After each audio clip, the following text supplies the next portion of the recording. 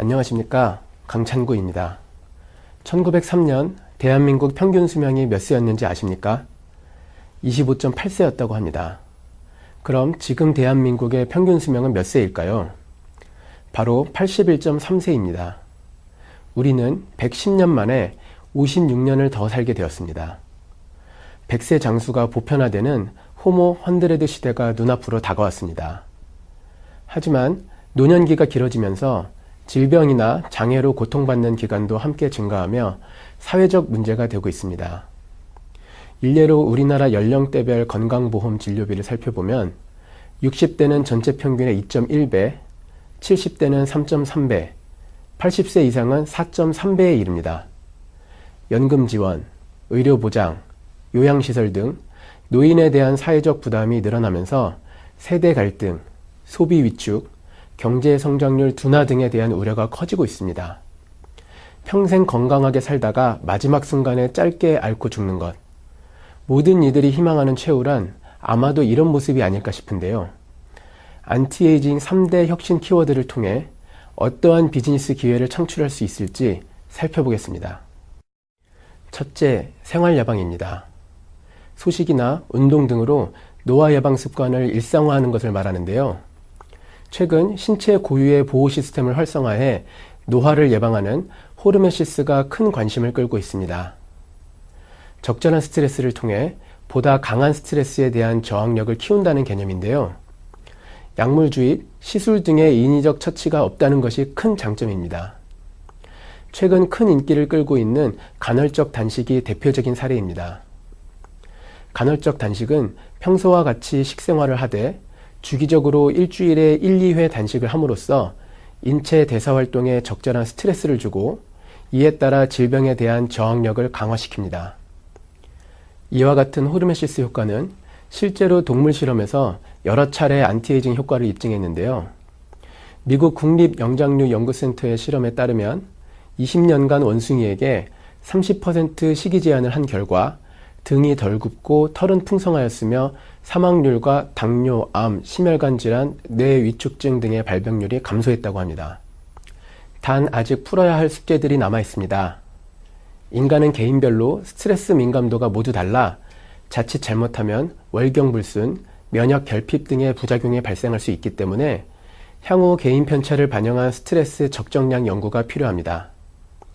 그리고 아직 구체적인 메커니즘도 규명되지 않았는데요.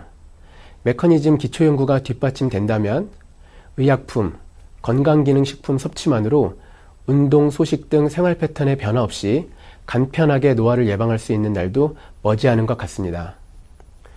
둘째는 초기 관리입니다. 이는 근력 약화 등 노화 초기 증상에 적극 대처하는 것을 뜻하는데요. 최근 기력 저하, 체중 감소, 감각 퇴화 등을 의미하는 프레일티 증후군이 노화학계의 화두로 부상하고 있습니다. 일반적으로 체중, 활력, 보행속도, 신체활동 감소와 심신허약의 5가지 중 3가지 이상에 해당하면 프레일티로 판단하는데요.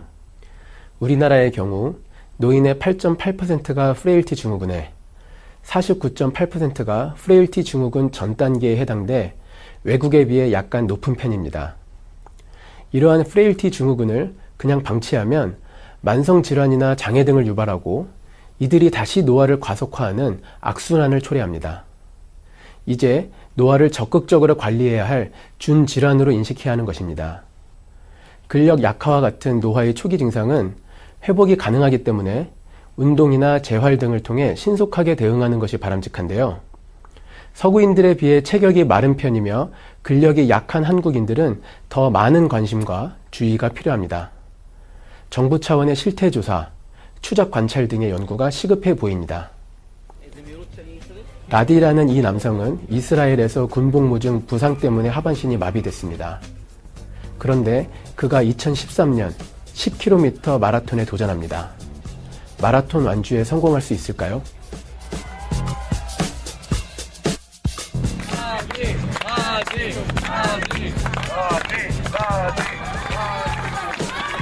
לא חלמתי שאני אצליח עוד פעם, אפילו שם הייתי אומר שיש לי חלום ללכת ולעמוד, אני לא חלמתי.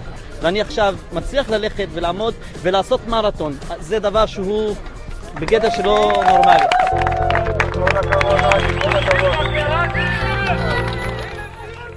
그저 일어서서 걷는 것이 소원이었던 한 남자에게 10km 마라톤 완주라는 기적이 일어났습니다. 안티에이징 3대 혁신 키워드 셋째는 기기 활용입니다. 앞서 보신 이 남성처럼 노화나 부상 때문에 제대로 걷지 못하던 사람이 근력 보조용 외골격이라는 보조기기를 통해 운동 및 감각 기능 장애를 해결할 수 있습니다. 외골격을 착용하면 무거운 짐을 운반할 수 있고 이동이 자유로워져 생산활동 및 여가활동이 가능해집니다. 최근 상용화된 근력 보조용 외골격은 무거운 군장을 메고도 민첩하게 작전을 수행하기 위해 개발됐는데요. 보조공학은 원래 장애인 재활, 군사작전 등의 제한적 목적으로 발전했지만 요즘에는 거동이 불편한 노인들의 생활지원, 재활 및 운동 보조 등 전방위로 활용이 되면서 큰 기대를 모으고 있습니다. 향후 가격이 좀 더 저렴해지고 배터리 용량, 무게, 사용 편의성 등에서 기술 혁신이 일어나면 빠르게 보급될 전망입니다. 특히 스마트폰, 웨어러블 기기, 오감 센서 분야의 첨단 기술이 확대 적용될 것으로 기대가 되고 있습니다. 생명 연장의 시대에서 무병장수의 시대로 나아가고 있습니다. 이제는 노화에 대한 기존의 결정론적 시각을 버리고 예방과 관리가 가능하다는 관점으로 인식을 전환해야 합니다. 이를 바탕으로 정부는 고령화에 대한 대응 역량이 국가 경쟁력을 저하한다는 철학 아래 노화 연구를 중점 과학기술 분야로 고려하고 기업 역시 안티에이징 분야에서 신사업 기회를 적극 발굴해 시장을 선점할 필요가 있습니다. 안티에이징이라는 이 무궁무진한 시장에서 여러분 기업이 실력 발휘할 곳은 없는지 진지하게 고민해 보시기 바랍니다. 감사합니다.